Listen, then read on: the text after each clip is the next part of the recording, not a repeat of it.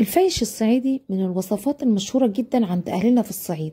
لكن معظم اللي بيعمل الفايش بيقولوا إن وصفة الفايش وصفة صعبة وبتاخد وقت كتير. تعالي أقولك النهاردة على أسرار نجاح الفايش، من أول الخميرة والمقادير المظبوطة والتسوية وكل الخطوات خطوة بخطوة. عايزة أقولك إني أول مرة أعمل الفايش وطلع معايا حكاية. زي ما انتوا شايفين الشكل، التسوية، اللون، القرمشة، الهشاشة. يلا بينا عشان ما نطولش على بعض، تعالوا نبدأ مع بعض الوصفة. بس يا ريت لو أول مرة تشوفوا قناتي تشتركي في القناة وتفعلي زر الجرس عشان يوصلكم كل جديد من فيديوهاتي. ويلا بينا نسمي الله ونبدأ مع بعض الفيديو. السلام عليكم ورحمة الله وبركاته. ازيكم يا حبايب قلبي، عاملين ايه؟ يا رب تكونوا بخير. اهلا بيكم معانا في فيديو جديد على قناتنا، قناة جربوا وصفتي. معلش هبدأ معاكم كده الفيديو في البداية، مش هسرع الفيديو معانا، هنبدأ واحدة بواحدة كده وخطوة بخطوة علشان نقدر نعرف مع بعض التفاصيل المظبوطة في الفايش. وصفة النهاردة يا جماعة هنعمل مع بعض الفايش الصعيدي. الفايش تقدري تعمليها خميرة الفايش بالسمسم، تقدري تعمليها بالحمص، تقدري تعمليها بالفول، تقدري تعمليها بالعدس. لكن من انجح واجمل الوصفات اللي تقدري تعملي بيها الفايش وبيدي طعم حلو وكمان ريحه الخميره بتاعته بتكون مقبوله وحلوه هو السمسم. معايا كده برطمان فيه 3 معالق او 4 معالق من السمسم.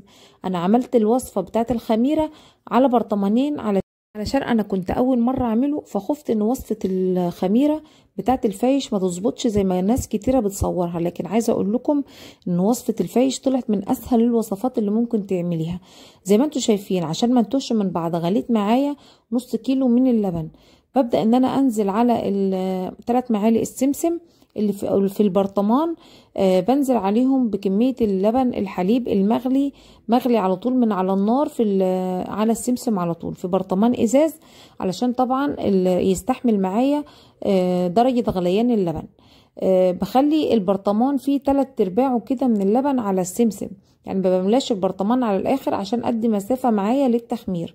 بقلب كده معايا السمسم كويس في البرطمان زي ما انتم شايفين، وبدوب فيه اللبن كويس جدا. وبعد كده بحكم البرطمان في القفل، يعني لازم تقفليه قفل كويس كده، ويعني يكون البرطمان محكوم في القفل. بعد كده اهم حاجة في نجاح الخميرة بتاعت الفايش ان المكان اللي انت هتحطي فيه الخميرة يكون دافي، لان التدفية دي هي اللي هتخلي الخميرة معاكي دي تتفاعل. طبعا حطيت حلة معايا وجبت معايا قماشة كده، يعني قماشة من دفاية عندي قديمة، او لو عندك اي فوطة او اي حاجة ممكن يعني تخلي الحرارة بتاعت البرطمانات يعني تحتفظ بيها. بغطيها وبحط عليها كمان غطا من فوق، وبحطها في فرن البوتاجاز في مكان دافي، يعني اي مكان دافي، فرن البوتاجاز من غير ما اولعه يا جماعة، في اي مكان دافي عندك. زي ما انتم شايفين ازاي اعرف ان الفايش معايا او الخميره بتاعت الفايش نجحت معايا؟ لما ابص الاقي معايا الفايش السمسم ده كده فصل معايا من اللبن الحليب، السمسم بدأ يطلع لفوق زي ما انتم شايفين ويتكتل فوق كده، وعمل معايا ساب معايا ميه تحت او شرش تحت في البرطمان. بالمنظر اللي انتوا شايفينه ده انا كده اتأكدت ان معايا خميرة الفايش كده مظبوطة. طب انا كده خلصت الخميرة؟ لا يا جماعة، هنبدأ نخمر معانا كمية بسيطة كمان من الدقيق علشان تكون معايا نسبة التخمير اسرع معايا في الفايش. هاخد معايا 5 معالق من الدقيق او 3 معالق او 4 معالق على حسب قوام العجينة اللي معاكي، اللي هتكون معاكي في البرطمان. ممكن تحطي برطمان كبير، ممكن تحطي برطمان صغير، فهيكون معاكي على حسب البرطمان اللي معاكي وعلى حسب نسبة الحليب. انا حطيت هنا 4 معالق من الدقيق وقلبتهم كويس في الخميرة بالشكل اللي انتوا شايفينه. طبعا الخميرة كده بتكون يعني عجينتها طرية زي ما انتوا شايفينها بالشكل اللي انتوا شايفينه كده، مش عجينة يابسة، لا عجينة طرية. معلقتين الخميرة دول بيفعلوا معايا كمان خميرة السمسم اللي انا عاملاها من قبل كده، فبتبدأ تتنشط معايا اكتر وبتزود معايا كمية التخمير علشان اقدر ان انا اعمل بيها كمية فايش كويسة. طبعا الفايش بياخد معانا وقت، فمش هعمل كمية بسيطة. انا جربت بس المرة دي في 5 كيلو من الدقيق، تقدري تعملي كيلو، تقدري تعملي 2 كيلو على حسب ما انت حابة، تقدري تعملي اكتر، يعني ده كله على حسب الكمية اللي انت حابة تعمليها. زي ما انتوا شايفين ده القوام بتاع الدقيق بعد ما قلبته بالشكل اللي انتوا شايفينه ده.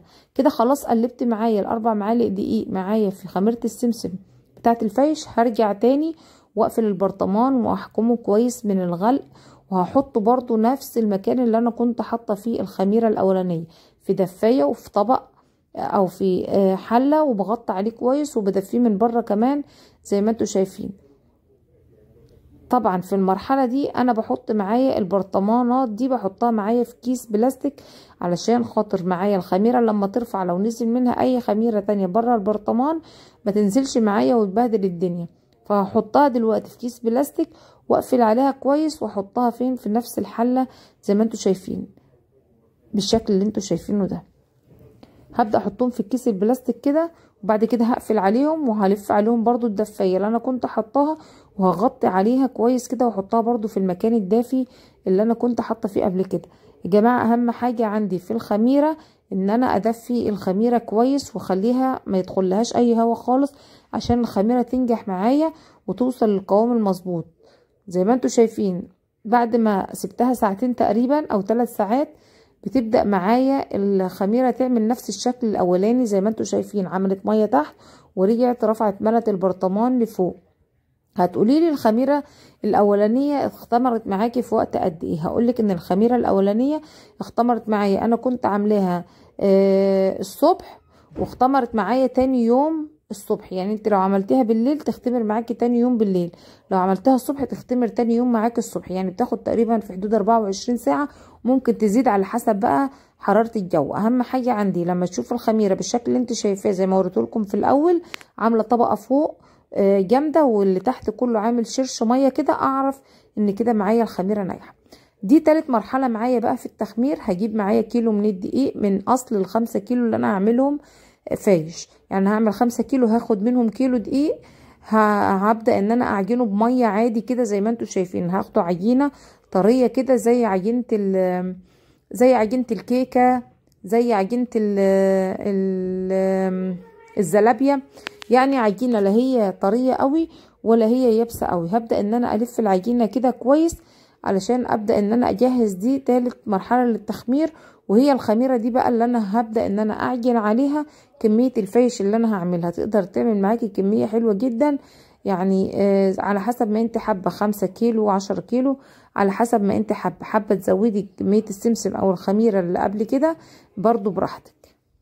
بصوا كده يا حبيبي، بعد ما عملت العجينه بالشكل اللي انتوا شايفينه هبدا انزل عليها بخميره الفيش اللي انا عملتها في الاول البرطمانين، وهبدا ان انا اقلبهم كده كويس في العجينه اللي انتوا شايفينها دي. بحط الخميره دي في الاخر عشان انا عايزه الخميره تفضل محتفظه بالتخمير بتاعها، ما تهواش معايا. فاخر حاجه بقلبها معايا في خلطه الدقيق هي الخميره بتاعه الفيش. زي ما انتوا شايفين هغطيها واسيبها معايا ساعتين 3 لحد لما توصل للقوام اللي انتوا شايفينه والشكل ده. شايفين الفقاعات اللي معايا في العجينه كده؟ انا اتاكدت معايا ان عجينه الفيش كده اختمرت كويس، وهبدا بقى في المرحله دي ان انا اعجن عليها. معايا طبق بلاستيك كده زي ما انتوا شايفين حاطه فيه ذره من الملح، وهبدا ان انا انزل بقى بالمكونات اللي هنعملها مع بعض. معايا زي ما انتوا شايفين تقريبا ده 1.5 كيلو من الحليب. هتقدري ان انت بقى تزودي او تقللي الحليب على حسب كميه الدقيق اللي انت هتعمليه. انا حطيت 1.5 كيلو من الحليب، وبعد كده تقريبا محتاجش معايا يمكن شويه ميه كمان بسيطه خالص. حطيت معايا 2 كوباية من السكر، ومعايا زي ما انتوا شايفين ده عباره عن كركم، حطيت منه 2 معلقة، وما زودتش قوي من الكركم لان هحط بعد كده شويه كده من بودره الزعفران علشان تدي معايا لون حلو. وكمان طعم الكركم معايا ما يبقاش ظاهر قوي، زي ما انتوا شايفين لون الزعفران عشان يدي معايا اللون الاصفر اللي احنا بنشوفه في الفيش. حطيت معايا كمان معلقه من المحلب او بهارات ريحه الكحك، تقدري تحطيها او تقدري تستغنى عنها، بس هي بتدي طعم وريحه مميزه جدا في الفيش. معايا كده على 5 كيلو دقيق حطيت معايا 5 كوبايات من السمنه بالمج العادي اللي هو بتاع الشاي. هحط نص كمية السمنة او اقل شوية معايا في الخليط اللي احنا بنخلطه ده الاول، وبعد كده هقلبه كويس. هسيب معايا بقية كمية السمنة علشان انا هعجن بيها الفايش.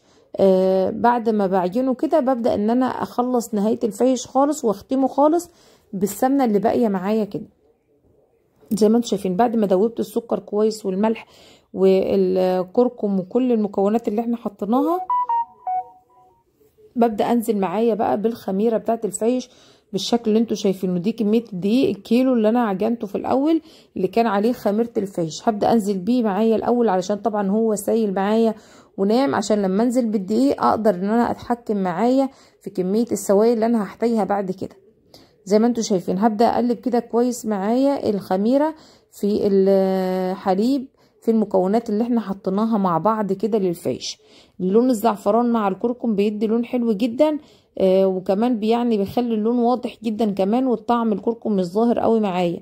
ممكن تزودي كركم، لكن انا عامه يعني مش حابه طعم الكركم يظهر قوي فيه، انا عايزاه يدي لون، فزودت معايا لون الزعفران علشان يدي اللون يبقى اقوى شويه، وكمان ما يغيرش معايا الطعم في الفيش. بعد كده مقلبنا كويس، بنزل معايا ب4 كيلو من الدقيق. ده بقيت كميه ال5 كيلو من الدقيق. هنزل بكميه دقيق طبعا منخوله كويس، هبدا ان انا انزل بيهم زي ما انتوا شايفين كده معايا على المكونات دي. لما نزلت معايا كده بكميه الدقيق ببدا انزل معايا بكوبايه كده من السمسم المحمص، وبنزل كمان معايا بورقتين من البيكنج باودر، باكوين كده من البيكنج باودر عشان يخف معايا الفيش. في ناس بتحط خميره عاديه مع الفيش، وفي ناس ما بتحطهاش. من الافضل ان انت ما تحطهاش لو انت عندك طبعا خميره السمسم حلوه، فكده كده مش هتحتاجي معاكي تحطي ان انت تحطي خميره تانية. كفايه باكوين البيكنج باودر مع الخميره بتاعه الفيش عشان يديك الطعم الاصلي بتاع الفيش اللي احنا بندوقه في عند يعني اللي جاي من الصعيد. لكن الفيش اللي بتحط عليه خميره بيديك طعم اكتر قريب من الفيش اللي هو بتاع المحلات. بعد ما حطيت كده معايا بدأت ان انا اعجن معايا في الفيش بالشكل اللي انتوا شايفينه، لحد لما وصلت كده وتويت كل الدقيق كويس. بدأت تعمل معايا عجينة طرية خالص ولينة كده. ببدأ ان انا اكمل كده عجن بالسمنة السايحة اللي معايا اللي احنا سبناها معانا في النهاية. ببدأ انزل كده بعجن حلو جدا في الفيش علشان العجينة معايا تنعم وتديني القوام طري كده وحلو. ولما تيجي تعملي الفيش تلاقيه خفيف وهش كده معاكي، ما تلاقوهوش يابس كده ومكتوم. لازم عجينه الفيش معاكي تكون طريه، ما تكونش عجينه يابسه يا جماعه، عشان تدي معاكي للفيش شاشه وطعم حلو كده وقرمشه جميله. هغطي عليه كده واسيبه معايا يختمر لحد لما يملى الطبق بالشكل اللي انتوا شايفينه ده. شكل الفيش معايا بعد ما اختمر بسم الله ما شاء الله. ياخد معاكي بقى الوقت اللي ياخده، يعني ياخد 3-4 ساعات 5 ساعات على حسب المكان والدفى، كميه الدفى اللي عندك. يعني في الصيف بيختلف عن الشتاء، وفي نفس الوقت التدفئه والجو هو اللي بيخلق معاكي في موضوع ان الفيش يختمر معاكي بسرعه. انا هنا الفيش غير المعجنات التانية، ما تهبطيش معاكي الفيش، لازم تحتفظي بخمر الفيش علشان يطلع معاكي هش وحلو، لانه طبعا التخمير بتاعه بيكون من الاصعب ان هو يرفع تاني بسرعة، فلازم تحتفظي بخمر الفيش. ببدأ ان انا اخد قطعة كبيرة كده، تقدري ان انت تشكلي الفيش على شكل قراص بالشكل اللي انتوا شايفينه، وبعد كده تقطعيها شرايح وتحمصيها، او تقدري ان انت تعمليها صوابع. هنعمل الطريقتين معانا. بعد ما بتقطعي قطعه الفيش بالشكل اللي انتوا شايفينه، طبعا وانت بتقطعي الفيش بتبلي ايديكي شويه كده من السمنه اللي انت كنتي مقطعه بيها، او شويه بسيطه من الزيت. انا حطيت من السمنه اللي انا شغاله بيها.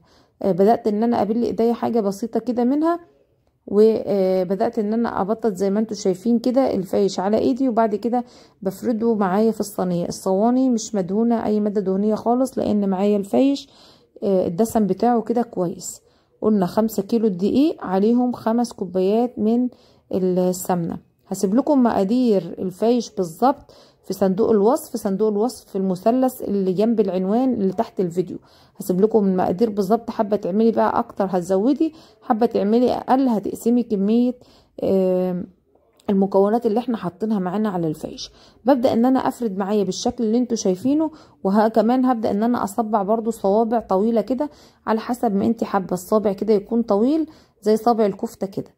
طبعا بتخلي الصوابع دي كلها قريبة من بعضها في الصينية علشان تديكي الشكل اللي انت بتشوفيه في الفيش، اللي هو هوريهولكم في نهاية الفيديو. بعد لما الفيش يطلع معايا بتحس ان هو كده مش كل قطعة متماسكة ببعضها وعاملة حرف من الجنبين، لا، بتيجي تشيلي قطعة الصوابع بتاعة الفيش بتلاقي جزء واحد بس هو اللي ناشف من ناحية النار، والجزء اللي جوه ده بيكون هو الطري اللي هو لون الفيش الاصفر زي ما انتوا شايفين. بيديكي كده شكل حلو قوي، شرايح شكلها جميل جدا في الفيش. تقدري تعملي الطريقتين، الطريقة اللي تعجبك اعملي بيها، يا اما صوابع يا اما دواير زي ما انتوا شايفين زي القرص كده.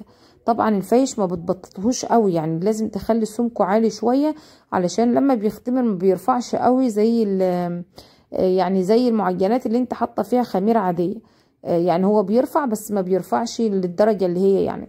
نسيت اقول لكم ان انا الدقيق اللي انا عامله بيه الفايش هو عباره عن 2 كيلو بس من الدقيق الفينو و3 كيلو من الدقيق القمح العادي. تقدري تعمليه فينو بس وتقدري تعملي من القمح، لكن لازم تحط على دقيق القمح برضو تحط عليه شويه من الدقيق الفينو علشان يعني يساعد معاكي في الرفع شويه.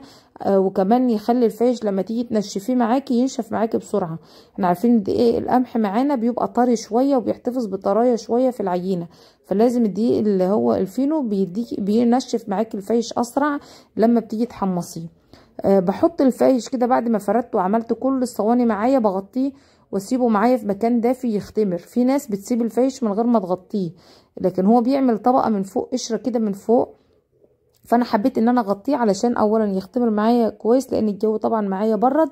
وقبل ما ادخله الفرن بشويه سبته مكشوف. بعد كده دخلته سويته على درجه حراره 180. طلع بالشكل اللي انتوا شايفينه. طبعا عجينه الفايش المدوره القرص دي طريه جدا وتتاكل. في ناس بتاكل الفايش طري عادي وفي ناس بتاكله متحمص عادي، يعني على حسب ما انت حابه. تحميصه طبعا بيقعد معاكي فتره اطول، لكن هو لسه انت عاملاه جديد بتاكليه طري عادي ما فيش مشكله، بيطلع معاكي طعمه في منتهى الجمال. صراحه وصفه الفايش زي ما انتم شايفين دي اللي انا قلت لكم عليها. شايفين لو انت مش ملزقه كده الصوابع في بعضها ما بتديكيش الشكل الاصفر اللي انت شايفاه ده، الطبقات الهشه اللي انت شايفاها دي. فانت كده كل ما بتقطعي الصوابع بتلاقي بين كل صابع وصابع طبعا من النص بتلاقي القطعه اللي هي الشكل عامله زي التوست كده. ايوه زي ما انتم شايفين. وفي النهايه بعد كده بنبدا ان احنا نقطع اصابع الفايش دي شرايح كده رقيقه، يا اما تقطعيها بالطول او من النص. وبعد كده بتاخدي برضو الاقراص بتاعه الفايش برضو المدوره دي بتقطعيها شرايح رفيعه بالشكل اللي انتوا شايفينه على حسب السمك بقى اللي انت حباه. بتطلع معاكي. شايفين الفراغات اللي في الفايش شكله حلو جدا وهش وطعمه في منتهى الجمال. بتبداي ان انت ترصيه في نفس الصواني اللي انت كنت مسويه فيها الفايش من قبل كده، وبعد كده بتحطيه يتحمص معاكي في الفرن على درجه حراره 180. بيطلع بالشكل اللي انتوا شايفينه ده. بتمنى وصفتنا النهارده تكون عجبتكم. بتمنى لو عجبكم الفيديو ما تنسوش اللايك والاشتراك.